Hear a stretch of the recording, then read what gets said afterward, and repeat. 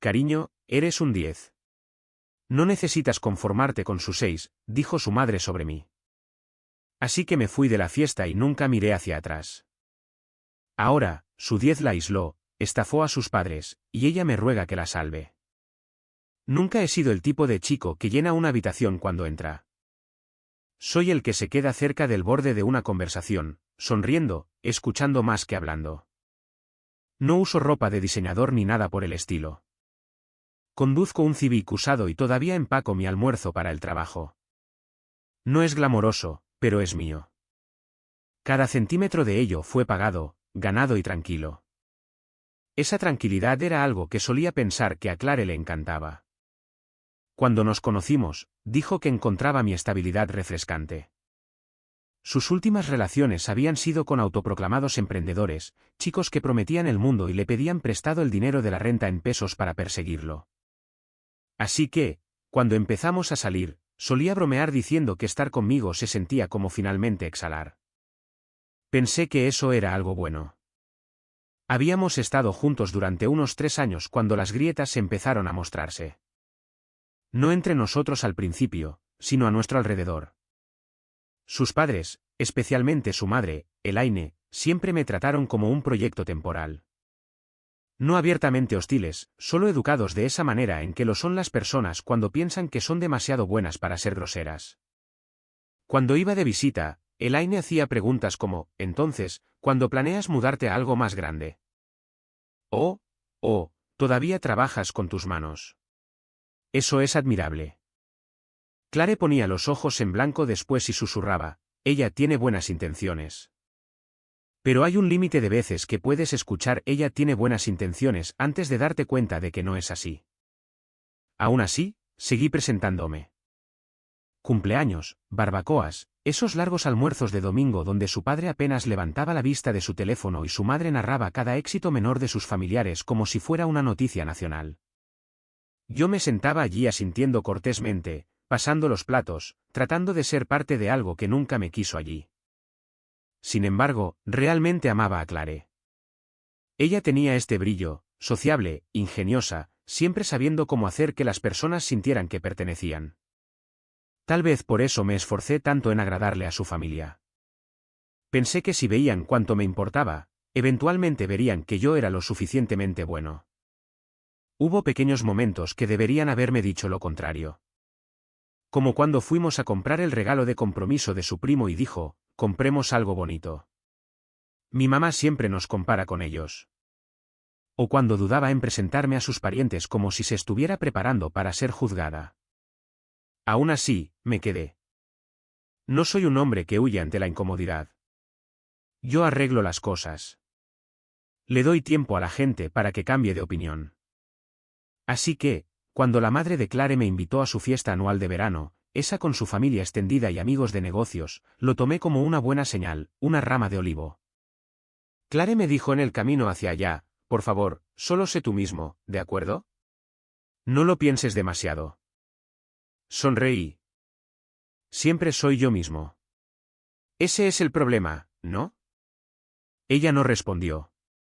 Lo dejé pasar. Tal vez estaba siendo sensible. Llegamos a su casa. 3 pisos, toda de piedra blanca y cristal. El tipo de lugar que grita dinero viejo fingiendo ser nuevo. Elaine nos recibió en la puerta. Besó al aire a Clare y luego me dio el tipo de sonrisa que la gente reserva para los camareros que traen el pedido equivocado pero hacen su mejor esfuerzo de todos modos. Me alegra que pudieras venir, dijo. Tenemos a verdaderos triunfadores aquí esta noche. Tal vez hagas algunas conexiones. Le dije que haría mi mejor esfuerzo, aunque no estaba seguro de lo que eso significaba. Adentro, todos se veían impecables. Relojes costosos, risas fuertes, personas presentándose con títulos de trabajo en lugar de nombres. Me serví un trago y me mantuve cerca de Clare, escuchando, asintiendo, ocasionalmente agregando una palabra cuando me invitaban. Estuvo bien por un tiempo. Pero mirando hacia atrás, esa fiesta nunca fue una prueba que yo pudiera pasar. No estaba destinada a incluirme. Estaba destinada a recordarle a Clare lo que podría tener si no se conformaba. Y ese recordatorio estaba por llegar. Agudo, público y vestido como un consejo maternal. La noche comenzó bien, incluso predecible. Las fiestas de Elaine siempre eran iguales. Vino blanco, risas superficiales y personas fingiendo disfrutar de las historias de éxito de los demás. Me quedé en la esquina más tranquila del patio, charlando con un primo de Clare sobre fútbol, solo tratando de encajar. Clare estaba en su elemento, flotando de grupo en grupo, sonriendo con esa practicada sonrisa social. Cada vez que se reía, la gente la miraba como si fuera un reflejo del éxito de sus padres. Y yo era su acompañante, decoración de fondo con una camisa de cuello prestada. Después de la cena, la multitud pasó a ese zumbido cómodo, medio borrachos, medio aburridos. Estaba ayudando a apilar platos vacíos cuando escuché la voz de Elaine cortar la charla. Clare, querida, dijo, haciendo sonar su copa para llamar la atención. Ven aquí un momento. Clare dudó pero fue.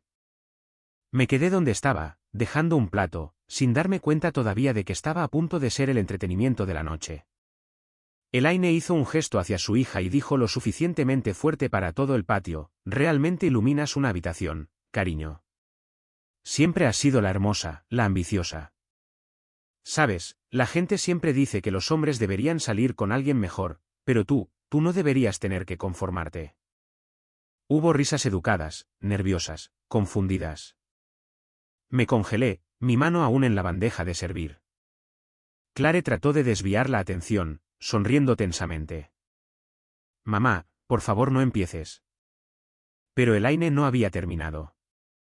Me miró, luego volvió a sus invitados y soltó la frase como si la hubiera estado guardando durante años. Cariño, eres un 10. No necesitas conformarte con su 6. Las risas murieron. Algunas personas se removieron en sus asientos. Alguien se aclaró la garganta.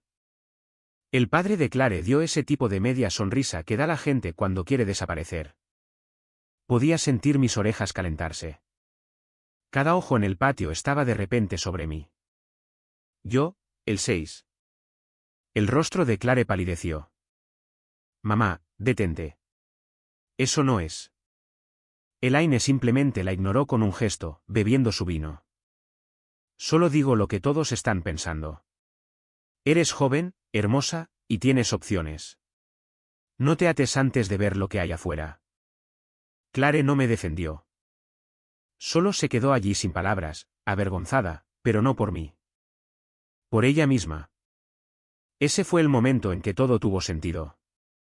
No el hecho de que Elaine me faltara al respeto. Eso ya lo sabía. Lo que me golpeó fue que el silencio de Clare no era conmoción. Era estar de acuerdo.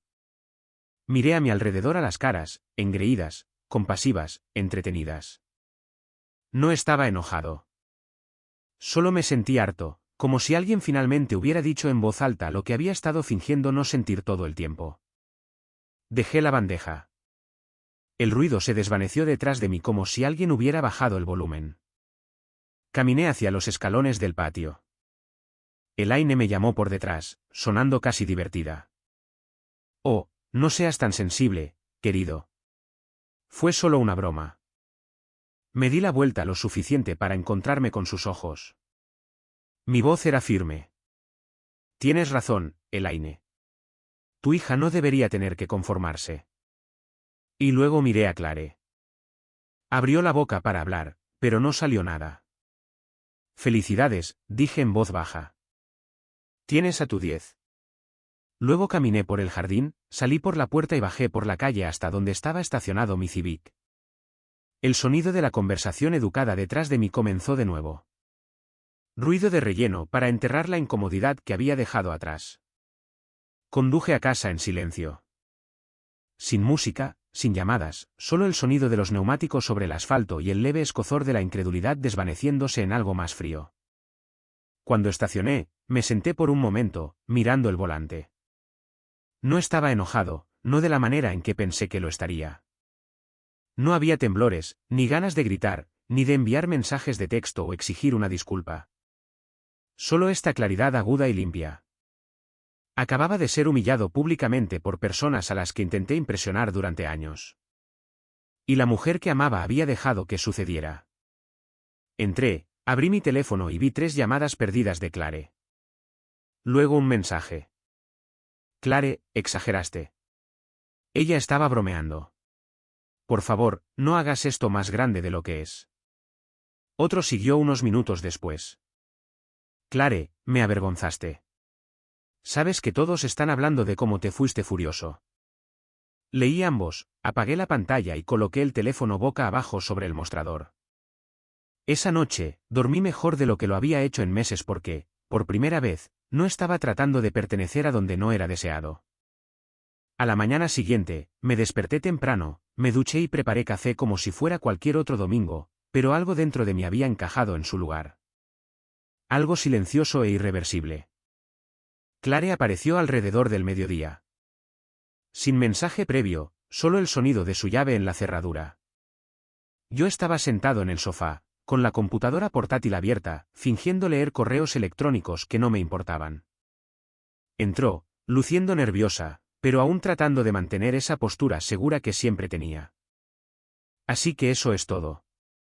Simplemente te vas de un evento familiar de esa manera y me ignoras toda la noche. No levanté la vista. Dejaste que tu mamá me humillara frente a 20 personas. Ella estaba borracha, dijo rápidamente. Ya sabes cómo se pone. No quería empeorarlo comenzando una pelea frente a todos. Cerré la computadora portátil. No tenías que empezar una pelea. Solo tenías que decir que estaba equivocada. Dudó. El más mínimo destello de culpa, luego se cruzó de brazos. Estás exagerando. Estaba siendo una idiota. Sí, pero todos saben que ella habla de más. No puedes simplemente salir corriendo y hacerme quedar como una loca frente a mi familia.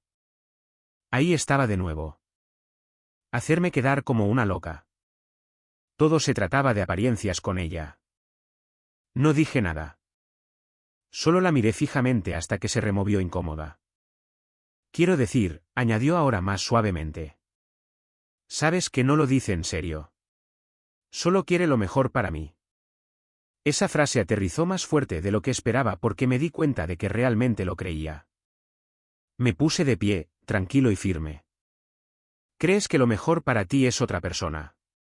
Eso está bien, pero no puedes mantenerme cerca como tu opción segura mientras tu madre busca mejoras. Oh Dios mío, eso no es lo que yo. Levanté una mano. Ahórratelo. No estoy enojado, Clare. Simplemente por fin lo entiendo. Tú y yo nunca estuvimos en la misma relación. Yo estaba construyendo algo real y tú estabas curando una imagen. Parpadeó, no acostumbrada a que mi voz sonara así. Sin súplicas, sin un tono elevado, solo finalidad. ¿Y qué? ¿Estás terminando conmigo por eso? Preguntó incrédula. Asentí una vez. Sin drama, sin largos hilos de mensajes de texto. Simplemente terminamos. ¿Hablas en serio de terminar las cosas por mi madre? La miré a los ojos. Por tu silencio. Abrió la boca y la volvió a cerrar. Pasé junto a ella, abrí la puerta y esperé. Por un largo momento, no se movió. Luego se burló, agarró su bolso y murmuró algo en voz baja. Te arrepentirás de esto. No cualquier mujer saldría con un chico como tú. Sonreí levemente. Tienes razón. No cualquier mujer lo haría. Se fue, dando un portazo al salir. Las siguientes semanas fueron tranquilas. Mi teléfono permaneció en silencio, excepto por algunos mensajes de texto pasivo-agresivos. Espero que estés feliz. Mamá se siente terrible. Sabes, al menos podrías ser maduro al respecto. No respondí a ninguno de ellos. Cambié mi número, me mudé a un nuevo apartamento, a un nuevo trabajo, incluso uno que no me tenía caminando sobre cáscaras de huevo alrededor de personas con apellidos en las paredes de los bufetes de abogados. Y lentamente, el silencio dejó de sentirse vacío. Comenzó a sentirse pacífico. El mundo de Clare, sin embargo. Empecé a escuchar fragmentos de él a través de conocidos mutuos. Empezó a salir con alguien nuevo en menos de un mes. Un chico que su madre aprobaba esta vez. Buen hablador, trabajaba en finanzas, conducía un Tesla, el tipo de hombre que trataba la vida como una audiencia. Elaine estaba encantada. Vi una foto en las redes sociales una vez. Claire y su nuevo novio sonriendo en un viñedo. Su madre etiquetándolos con descripciones como, mi chica perfecta con su hombre perfecto. Pasé de largo sin pensarlo 2 veces. Pero lo que más me llamó la atención no fue la amargura. Fue la claridad. Elaine no me había humillado por accidente. Lo había hecho para poner a prueba a su hija para ver si me apoyaría o elegiría la comodidad. Y Claire había elegido la comodidad. El 10 que su madre quería. Unos meses después, me encontré con Elaine en el supermercado. Parecía sorprendida de verme. Oh, te ves bien. Sonreí. Lo estoy. Claire mencionó que has seguido adelante. Bien por ti. Su tono llevaba esa misma superioridad como si mi bienestar fuera una nota a pie de página interesante. Pero luego añadió algo que me llamó la atención. Entre tú y yo, creo que se apresuró en su nueva relación. Pero ella es feliz. Asentí. Por supuesto que lo es. Eso es lo que importa, ¿verdad? Elaine dudó solo por un momento. Esa fue la primera grieta que había visto en su máscara perfecta. No le di tiempo para responder. Le deseé un buen día, pagué mis compras y me fui. Conduciendo a casa, me di cuenta de algo simple. Alejarme no solo me había salvado de la humillación. Me había salvado de toda una vida de ser medido. Medido frente a la riqueza, el estado, la presentación, cosas que lo significaban todo para ellos y nada para mí. Por una vez, no me sentí como un 6. Me sentí como alguien que finalmente había dejado de intentar ser calificado en lo absoluto. Pasaron alrededor de 6 meses antes de que el nombre de Claire cruzara por mi mente de nuevo. Y no fue porque la extrañara. Fue porque alguien en el trabajo mencionó a su novio, Ethan. Aparentemente, su firma de inversiones, de la que presumía ante todos, estaba siendo investigada discretamente por estafar a los clientes. No pedí detalles. Ni siquiera fingí que me importaba. Pero la ironía persistía. El hombre que Elaine llamó un verdadero 10 resultó ser el tipo de sujeto que medía su propia valía en las pérdidas de otras personas. 2 semanas después, los rumores se convirtieron en titulares. Vi el artículo mientras revisaba mi teléfono una noche. Su nombre estaba allí, en negrita y vergonzoso, justo al lado de las palabras fraude, malversación de fondos y mala conducta financiera. Y en una de las fotos adjuntas, Claire estaba allí, de pie junto a él, perfectamente vestida, sonriendo para las cámaras en una gala benéfica solo unos meses antes. La descripción de la foto golpeaba de manera diferente ahora. La pareja que definió el éxito. Sí, claro. No me sentí reivindicado. Aún no. Pero algo sobre la tranquila simetría de todo eso se sentía merecido. El primer mensaje llegó a la mañana siguiente. Claire, hola, sé que ha pasado un tiempo, pero podríamos hablar. Lo ignoré. Luego otro. Claire, no me comunicaría si no fuera importante. Realmente necesito a alguien que de verdad me entienda en este momento. Todavía nada. Luego uno más largo, un párrafo completo. Probablemente viste lo que ha estado sucediendo. No es lo que parece. Te juro que no sabía nada al respecto. Me mintió a mí, a mis padres, a todos. Me siento como una idiota. Por favor, ¿podemos hablar por 5 minutos? Siempre fuiste el único al que realmente le importé. Esa última frase era el anzuelo, la línea de pesca emocional que había usado antes. Pero esta vez, yo no iba a morder. No la bloqueé. No respondí. Solo dejé el mensaje sin leer. Durante los días siguientes, siguió intentándolo.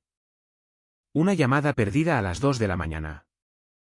Un mensaje de voz que comenzó tranquilo pero se quebró a la mitad. No te escuché, y debí hacerlo. Tenías razón en todo. Tomó dinero en pesos de mis padres. Mi mamá está en pánico. Yo solo. No sé qué hacer. Lo dejé ahí. Es extraño cómo el silencio puede decir más que cualquier discurso. Unas semanas después, vi a Elaine de nuevo. Esta vez en una cafetería. Sin esposo, sin amigas, sin perlas ni maquillaje. Solo ella con un cardigan sencillo mirando inexpresivamente una taza de café. Cuando me vio, se congeló. Oh, dijo débilmente. Hola, Daniel. Asentí. Elaine. No había presunción en su tono esta vez. Sin superioridad, solo agotamiento. Probablemente te habrás enterado, murmuró. Se lo llevó todo. Los ahorros en pesos de mi esposo, nuestra jubilación, incluso las cuentas de Clare. Estaba usando su nombre para inversiones falsas. No dije nada. Estamos lidiando con abogados, la policía, todo. Es una pesadilla. Suspiró. Supongo que debes sentirte reivindicado. Tomé un sorbo lento de mi café y dije de manera uniforme, no, solo me siento afortunado. La mandíbula de Elaine se tensó. Por un momento, casi parecía que iba a llorar, pero el orgullo no se lo permitió. Ha estado intentando contactarte, dijo en voz baja. Cree que podrías ayudarla. Tal vez darle alguna orientación. Casi me reí de la ironía. Orientación del hombre al que una vez llamó un 6. Espero que resuelva las cosas, dije, levantándome para irme. Pero ya no soy la persona a la que necesita llamar. ¿De verdad ni siquiera vas a hablar con ella? La miré a los ojos. Tu hija y yo ya tuvimos nuestra conversación final. Simplemente no se dio cuenta. Y luego me alejé de nuevo. Esta vez no hubo dolor, ni arrepentimiento, solo paz. 2 noches después, finalmente escuché el último mensaje de voz de Clare. No porque me importara, sino porque la curiosidad puede ser cruel a veces. Su voz era más pequeña ahora. Lo siento. Realmente lo siento. Pensé que sabía lo que quería, pero no era así. Me aisló de todos, incluso de mis amigos. Me estoy quedando con mis padres en este momento, pero es malo. Mamá está enojada todo el tiempo. Papá apenas habla. Yo solo. Extraño lo tranquilo que solía ser todo. Hacías que las cosas se sintieran seguras. Hizo una pausa, luego susurró, por favor, Daniel, solo di algo. Lo que sea. Miré el teléfono por un largo momento, luego eliminé el mensaje. No por despecho, solo por finalidad. Para entonces, mi vida había florecido silenciosamente. El nuevo trabajo se convirtió en un ascenso. Había empezado a salir con alguien, Mía, amiga de un compañero de trabajo, amable y con los pies en la tierra. Sin juegos, sin leer la mente, sin medir. Una noche, le conté la historia. No la versión dramática, solo los hechos. Ella escuchó, sonrió suavemente y dijo, tienes suerte de haber visto quién era ella antes de que te costara más pesos. Y tenía razón. Porque Clare no fue la angustia de mi vida. Fue la lección. La lección de que algunas personas no quieren amor, quieren validación. Y una vez que pierden a su audiencia, se desmoronan. Había pasado casi un año desde esa fiesta. Esa en la que Elaine me miró de arriba abajo como una mala reseña de Yelp y dijo, cariño, eres un 10. No necesitas conformarte con su 6. No había hablado con ninguna de las dos desde entonces. En ese año, me reconstruí ladrillo a ladrillo. Nuevo trabajo, nuevo apartamento, nueva tranquilidad. Y Mía, ella no era ruidosa ni actuaba. No necesitaba demostrarle nada a nadie. Se reía con toda la cara y hacía preguntas que realmente esperaban respuestas. Ella era lo que se siente como paz cuando entra en una habitación. Luego, un viernes por la noche, mi amigo Tom me envió un mensaje de texto, aviso. Clare va a estar en el bar de Marlo mañana. Dice que quiere verte. No está en un buen momento, amigo. Cuidado. Miré la pantalla por un rato, luego decidí ir de todos modos. No para provocar nada, sino para asegurarme de que el fantasma de esa relación no fuera todavía dueño de una parte de mí. El lugar no había cambiado. Seguía siendo demasiado ruidoso. Todavía fingiendo ser más elegante de lo que era. Estaba a la mitad de una bebida cuando la vi. Clare. Su brillo se había ido, reemplazado por el estrés y ese agotamiento hueco que sientes cuando la vida te da una lección de humildad demasiado rápido. Me vio antes de que pudiera darme la vuelta. Daniel, dijo como si no estuviera segura de tener derecho a usar mi nombre. Clare. Te ves realmente bien. Lo estoy. Nos quedamos allí, el silencio arrastrándose hasta que hizo un gesto hacia una mesa tranquila. En contra de mi buen juicio, la seguí. No perdió tiempo fingiendo. Probablemente crees que merezco todo lo que pasó. No pienso mucho en ti en absoluto. Se encogió de dolor. Me mintió, Daniel. A todos. Tomó todo el dinero en pesos de mis padres, me dejó sin nada. Me siento tan estúpida. Asentí levemente. Una vez te advertí que las personas que hablan en números eventualmente te tratan como uno. No tienes que restregármelo en la cara. No lo hago. Solo te recuerdo cómo llegamos aquí. Miró su bebida, con los ojos vidriosos. Extraño lo simple que era contigo. ¿Lo tranquilo? No me di cuenta de que eso importaba hasta que se fue. Aún así, no dije nada. ¿Alguna vez considerarías lo nuestro? ¿Empezar de nuevo? Dejé que la pregunta se quedara entre nosotros como estática. Luego, en voz baja, no. Así de simple. Así de simple. Su compostura se quebró. Después de todo lo que tuvimos, ni siquiera puedes pensarlo. Lo hice, hace meses. Así es como seguí adelante. Su mandíbula se tensó. ¿Has cambiado? ¿Crecí? Me puse de pie. Cuídate, Clare. Levantó la vista, con la voz temblando ahora. Ella no es mejor que yo, sea quien sea. Me volví lo suficiente para decir, tienes razón. Ella simplemente es mejor para mí. Y me fui. Unas semanas después llegó el verdadero final. Mi empresa organizó una recaudación de fondos formal de caridad. Trajes, champán, todo el teatro del éxito. Llevé a Mía. Ella llevaba verde esmeralda y se veía como alguien que no necesitaba el permiso de nadie para brillar. Cuando entramos al salón de baile, noté caras familiares, incluidas dos que nunca esperé, Elaine y Clare. Estaban de pie cerca de la entrada, tratando de verse compuestas. Las perlas de Elaine no podían ocultar el agotamiento en su rostro. La sonrisa de Clare parecía ensayada.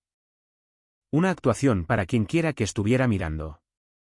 Elaine me vio primero. Daniel, dijo rígidamente. Ha pasado un tiempo. Así es. Mía extendió una mano cortés. Encantada de conocerlas. Elaine parpadeó, visiblemente desarmada por la calidez de Mía. Eres muy encantadora, dijo, casi por costumbre. Mía sonrió. Gracias. Daniel me ha dicho que tienes un gran ojo para las personas. Por una fracción de segundo, Elaine no supo si la estaban felicitando o recordando algo. Clare parecía que quería fundirse con el suelo. Entonces, preguntó en voz baja. ¿Cómo has estado? Bien, dije. Mejor que nunca. El silencio después de eso fue lo suficientemente pesado como para ser honesto. Elaine murmuró algo sobre ir a buscar una bebida y se alejó. Clare se quedó, mirando al suelo.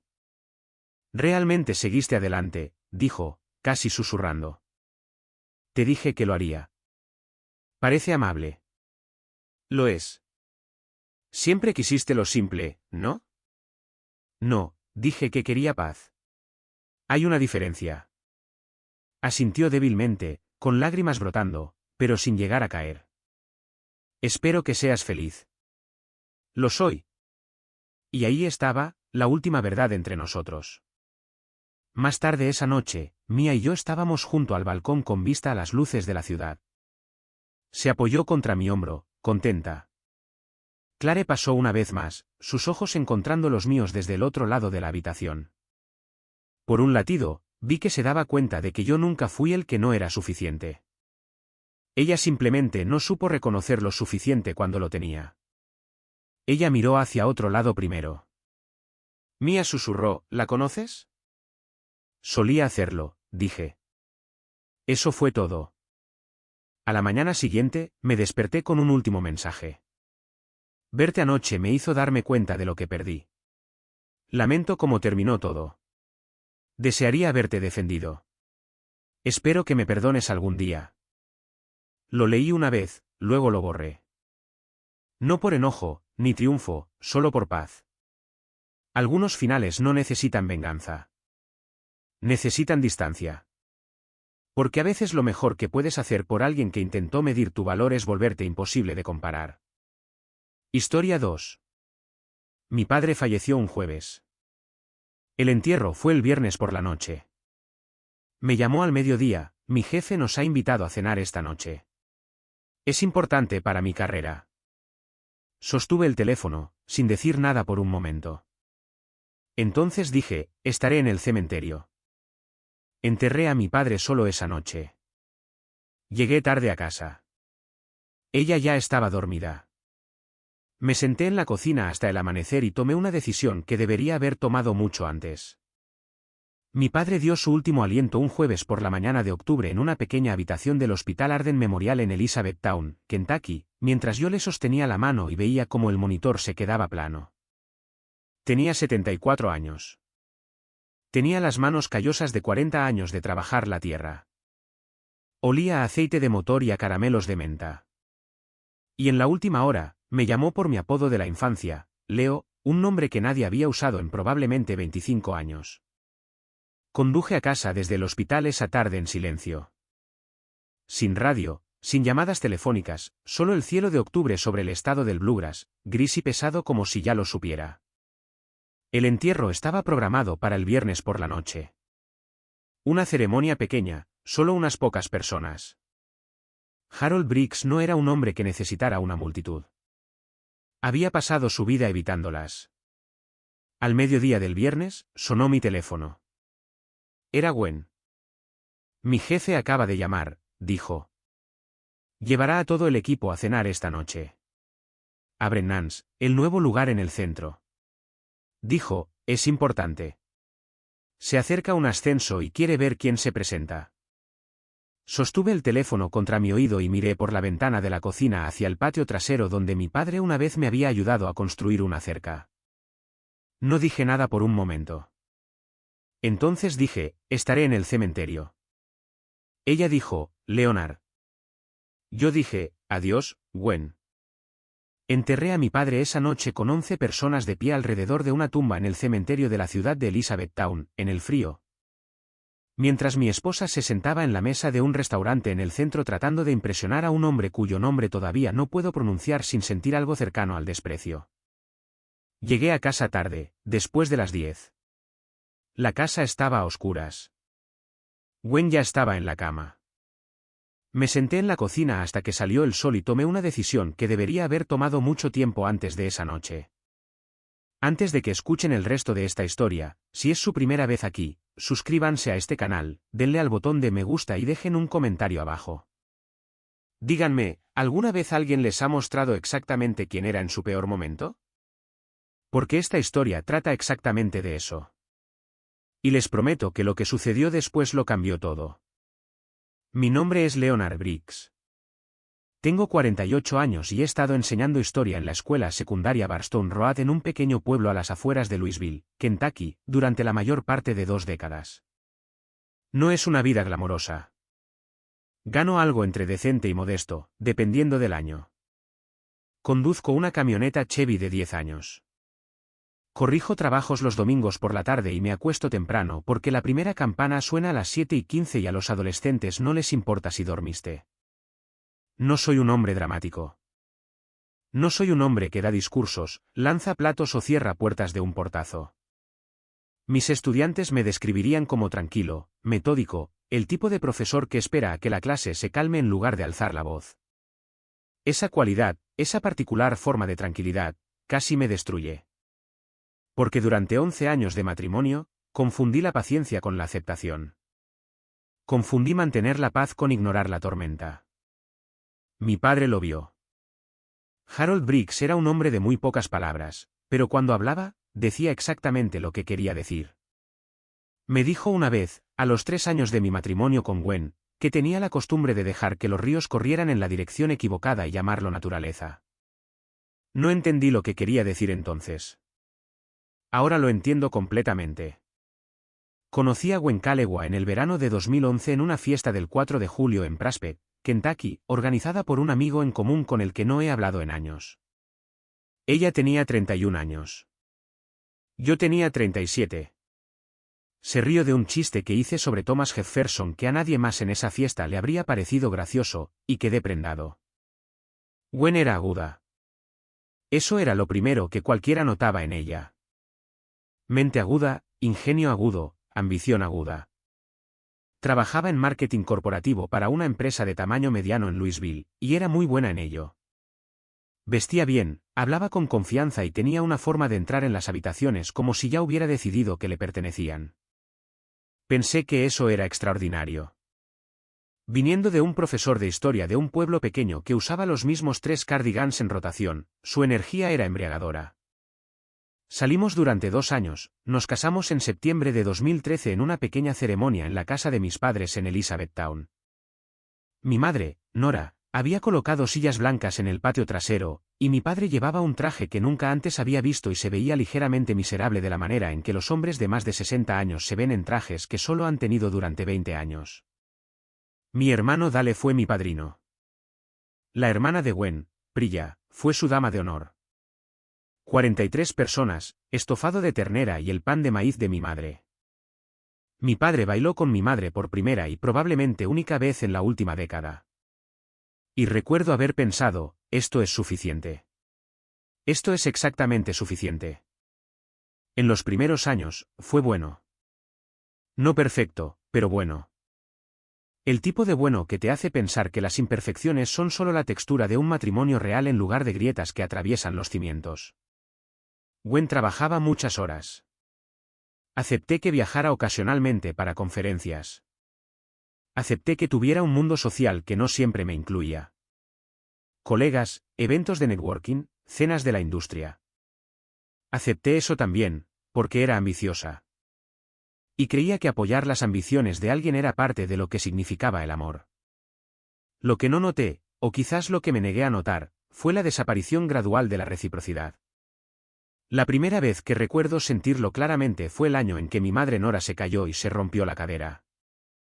Estuve conduciendo de ida y vuelta a Elizabethtown todos los fines de semana durante 2 meses, sentándome con ella durante la fisioterapia, ayudando a mi padre, que nunca había cocinado una comida en su vida adulta, a descubrir cómo llevar una casa solo por primera vez.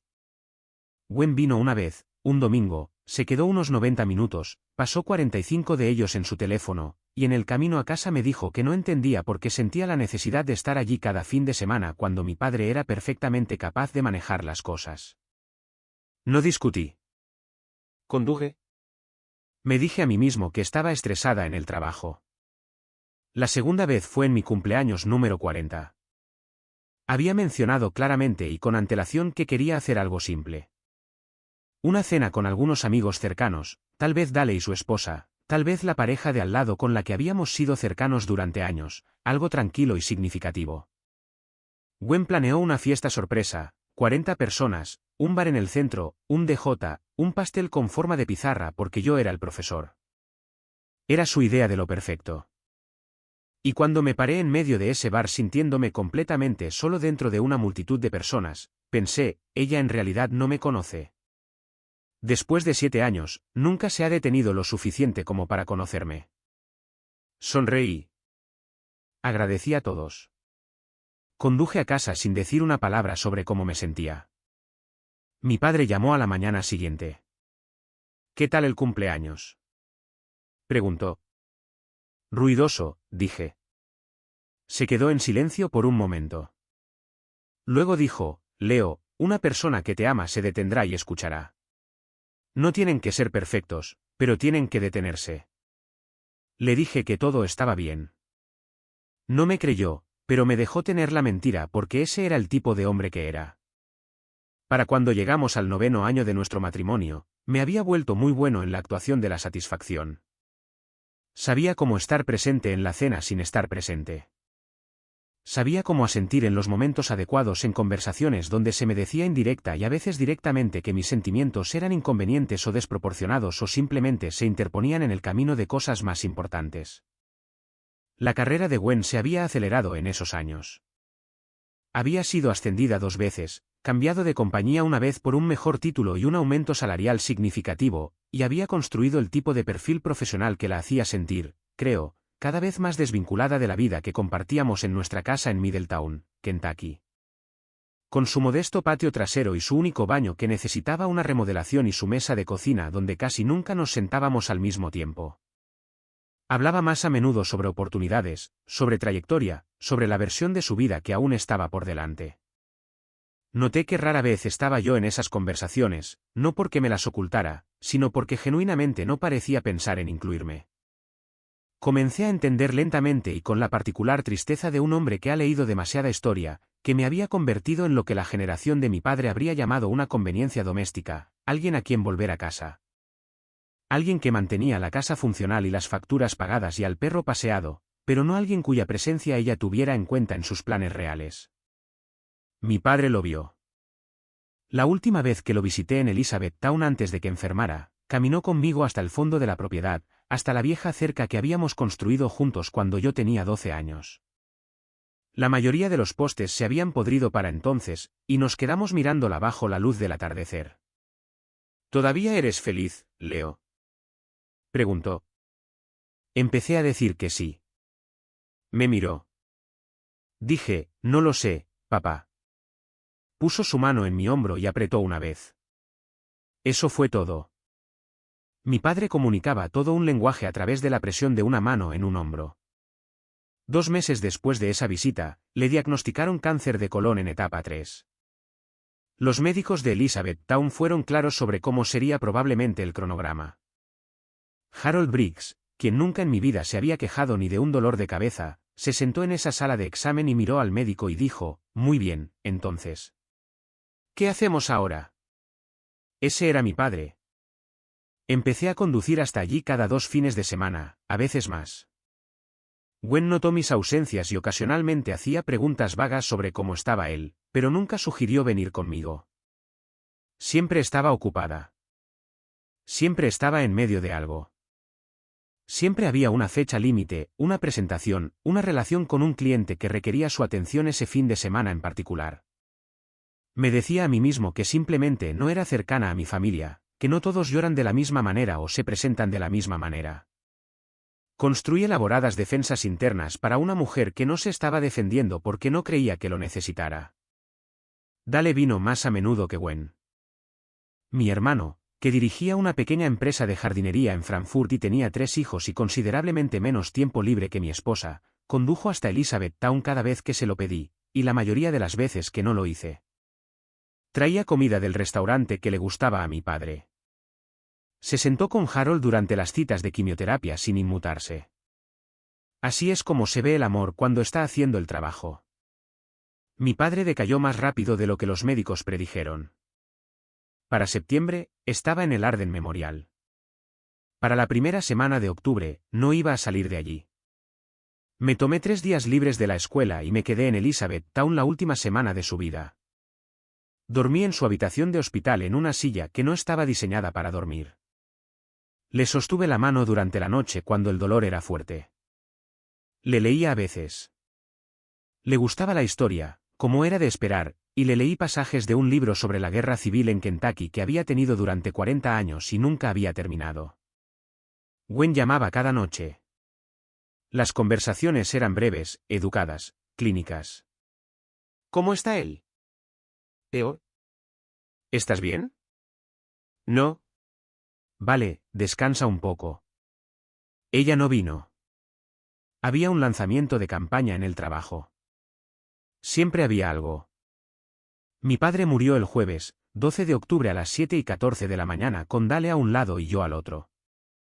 El monitor se quedó plano y la enfermera entró en silencio y Dale se cubrió la cara con las manos y yo me senté muy quieto y pensé en cada conversación que había tenido con ese hombre, desde que tenía 6 años y me enseñaba a identificar constelaciones desde nuestro porche trasero en Elizabethtown. Nombrando cada una en una voz que sonaba como si la tierra misma estuviera hablando. Harold Briggs, nacido en 1949, fallecido en 2023, un hombre que se presentó. Llamé a Gwen desde el estacionamiento del hospital. Se ha ido, dije. Ella dijo, oh, Leonard, lo siento mucho.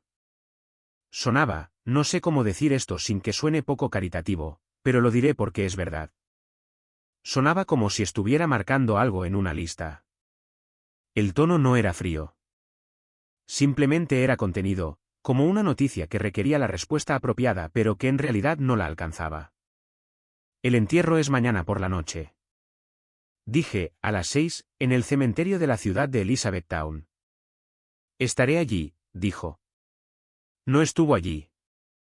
Llegó el viernes, gris y frío, el tipo de día de octubre de Kentucky que parece que la tierra misma está de luto. Conduje a Elizabethtown por la mañana para encargarme de los arreglos finales con la funeraria en la calle North Mulberry. Dale ya estaba allí. El vecino de mi padre durante 30 años, Bill Atkins, estaba allí. La hermana de mi madre vino desde Bowling Green. 11 personas en total. Eso fue todo. Llamé a Gwen a las 11 para saber cómo estaba. Dijo que se estaba preparando. Sonaba distraída. Al mediodía, mi teléfono sonó de nuevo. Estaba de pie en el cementerio mirando la lápida que habían colocado. El nombre de mi padre aún no estaba completamente inscrito, la hierba todavía verde y húmeda alrededor de los bordes del terreno abierto. Mi jefe acaba de llamar, dijo Gwen. Llevará a todo el equipo a Brennan's esta noche. Es un lugar nuevo que acaba de abrir en el distrito de Nulu. Dijo que es importante. Se avecina una reestructuración y quiere ver quién está lo suficientemente comprometido como para presentarse. El mundo se volvió muy silencioso. No un silencio dramático, solo el silencio particular que ocurre cuando algo de lo que has sido medio consciente durante años se vuelve completa e irreversiblemente claro. Gwen, dije. Sé que el momento es terrible, dijo rápidamente. Pero esta es mi carrera, Leonard. Esto no es algo que pueda simplemente reprogramar. Tu padre lo entendería. Era un hombre práctico. Metió a mi padre muerto en esa frase para justificar no venir a enterrarlo. Ese fue el momento. No un momento dramático, solo una puerta cerrándose. Estaré en el cementerio, dije. Leonard, por favor no te pongas así ahora. Necesito que lo entiendas. Lo entiendo, dije. Ese es el problema. Colgué. Enterré a mi padre a las 6 de esa tarde en el cementerio de la ciudad de Elizabethtown con Dale a mi izquierda y Bill Atkins a mi derecha y otras 10 personas que se habían presentado porque Harold Briggs les había importado. El ministro dijo unas palabras. Alguien había traído flores del jardín que mi madre cuidaba antes de fallecer. Dalias, sus favoritas, que mi padre había plantado para ella cada primavera durante 30 años sin que se lo pidieran. Me paré junto a esa tumba y pensé en presentarse. Pensé en todas las formas en que mi padre se había presentado en mi vida sin anunciarlo nunca. Simplemente aparecía en silencio cada vez que lo necesitaba, y se quedaba todo el tiempo que fuera necesario. Pensé en Gwen en la mesa de un restaurante en el distrito de Nulu de Louisville, levantando una copa, riéndose de los chistes de su jefe, calculando sus ángulos. Conduje a casa después de las 10. La casa estaba a oscuras. El perro me recibió en la puerta. El coche de Gwen estaba en la entrada. Caminé por la cocina y por el pasillo y pude oír su respiración desde el dormitorio, ya dormida. Volví a la cocina. Me senté a la mesa. El perro se acurrucó a mis pies. No encendí la televisión. No hice café. Simplemente me senté allí en la oscuridad con la muerte de mi padre y la elección de mi esposa y el silencio de una casa que había dejado de sentirse como un hogar. Tan gradualmente que no podría señalar cuándo exactamente había sucedido. Me quedé allí sentado hasta que el cielo fuera de la ventana de la cocina pasó de negro a púrpura y al gris pálido de la madrugada y tomé una decisión. Llamé a Dale a las 7 de la mañana, lo que necesites, dijo. Así de rápido, sin dudar. Mi hermano. Durante los siguientes 6 días, hice lo que debería haber hecho mucho antes. Llamé a David Harmon, un abogado de derecho de familia en Louisville, cuyo nombre me había dado un colega de la escuela. Expuse 11 años de matrimonio en unos 45 minutos. Y David escuchó con el tipo de atención profesional que de alguna manera todavía lograba sentirse humana. ¿Tienen cuentas separadas?, preguntó. Siempre las he tenido, dije. Ella siempre manejó sus propias finanzas. Bien, dijo. Eso simplificará las cosas. Repasé 11 años de vida compartida con la atención metódica de un hombre que ha pasado su carrera adulta enseñando a la gente a analizar el pasado. La casa era mía antes del matrimonio. La había comprado en 2010, tenía la escritura a mi nombre, había hecho cada pago de la hipoteca desde mi propia cuenta. Gwen había contribuido a los gastos del hogar a lo largo de los años, pero nunca había estado en el título. David dijo que eso era significativo. El matrimonio no había producido nada de propiedad conjunta excepto un perro, un televisor y un juego de vajilla que la hermana de Gwen nos había regalado de boda. Nunca habíamos tenido hijos. Gwen había sido explícita al respecto desde el comienzo de nuestra relación, y yo me había convencido de que estaba de acuerdo. Mirando hacia atrás, creo que simplemente estaba de acuerdo con todo. Fui discreto sobre lo que estaba haciendo. No lo anuncié. No di discursos. Simplemente hice citas y reuní documentos y continué yendo a trabajar cada mañana y corrigiendo trabajos cada tarde y paseando al perro cada noche. Gwen notó que algo había cambiado, pero no podía identificarlo con precisión. Estuvo solícita en los días posteriores al entierro, de la manera en que alguien es solícito cuando sabe que ha hecho algo mal pero aún no le han dicho las consecuencias. Hizo la cena 2 veces, cena de verdad, no para llevar. Me preguntó cómo estaba durmiendo. Me tocó el brazo cuando pasaba. Fui educado. No fui cálido. No fui frío. Estuve exactamente tan presente como siempre le había permitido exigirme que estuviera, lo cual no era muy presente en absoluto. Al 7º día después del entierro de mi padre, me senté frente a ella en la mesa de la cocina. Ella levantó la vista de su teléfono. Dije, necesito hablar contigo sobre algo. Puso el teléfono boca abajo. Ese fue un gesto inusual. Estaba prestando atención. Dije, he solicitado el divorcio. El color desapareció de su rostro de una manera que solo había leído en los libros. Realmente sucede. El rostro humano se drena visiblemente cuando recibe un golpe. ¿Qué?, dijo. Los papeles se están preparando. La oficina de David Hartman se pondrá en contacto contigo la próxima semana. Leonard se levantó. Leonard, esto es. No puedes estar hablando en serio. ¿Por la cena? Porque me perdí una. No fue una sola cosa, dije. Sabes que no fue una sola cosa. Empezó a llorar. Lágrimas de verdad. No estoy seguro ni ahora de que eran producto de dolor o del pánico particular de alguien que se da cuenta de que ha calculado mal y el juego ha cambiado sin previo aviso. El funeral de tu padre, dijo.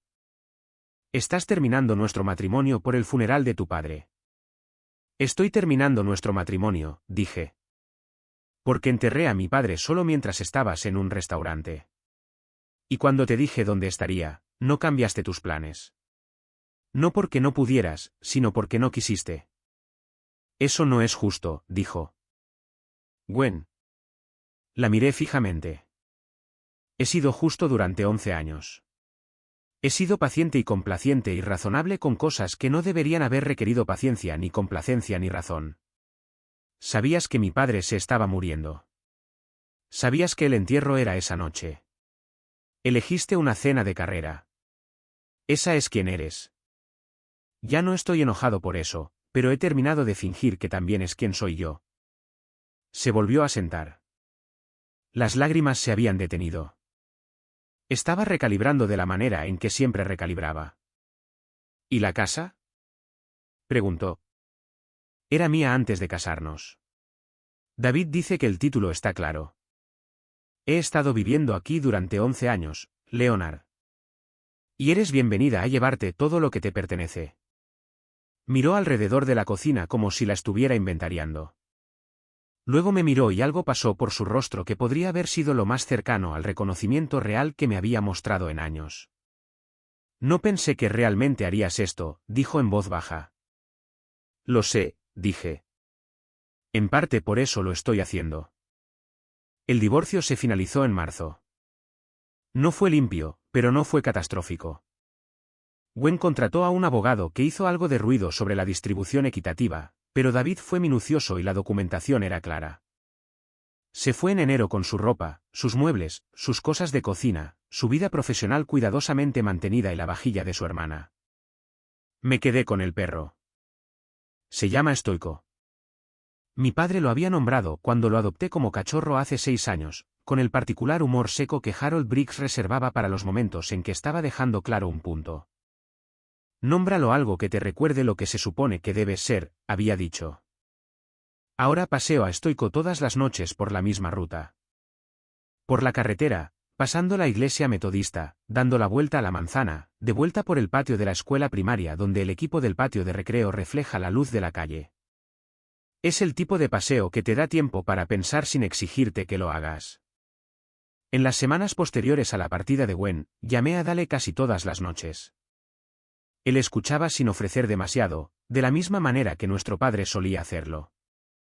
Su esposa, Priscilla, dejó platos de comida en mi puerta 2 veces sin llamar, que es una de las cosas más amables que una persona puede hacer por alguien que está de luto.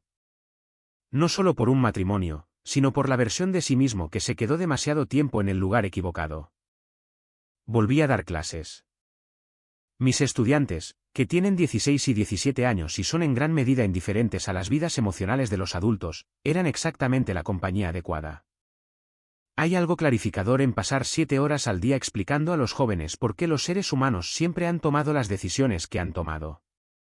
¿Por qué caen los imperios? ¿Por qué la gente se queda demasiado tiempo y se va demasiado tarde?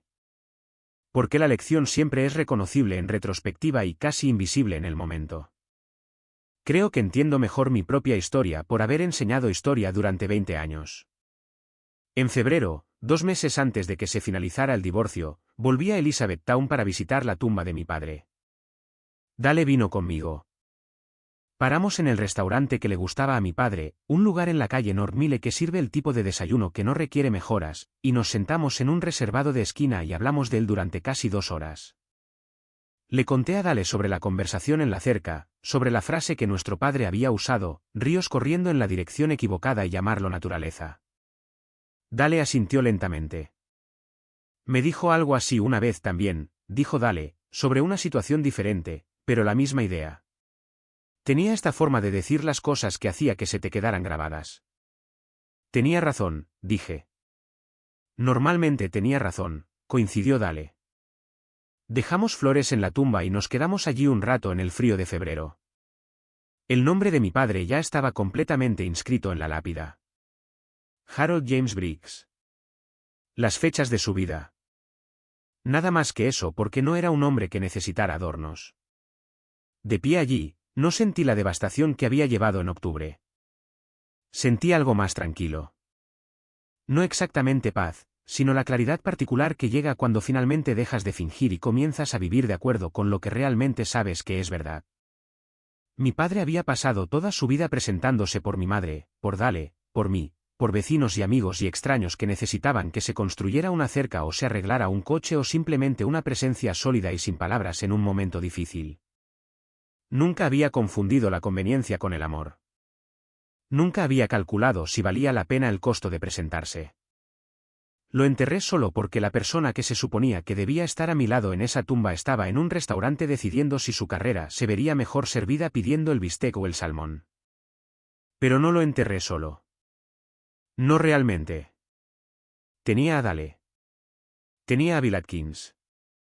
Tenía a 11 personas que querían a Harold Briggs lo suficiente como para estar en el frío por él. Y tenía la voz de mi padre en mi memoria diciéndome en la cerca que una persona que te ama se detendrá.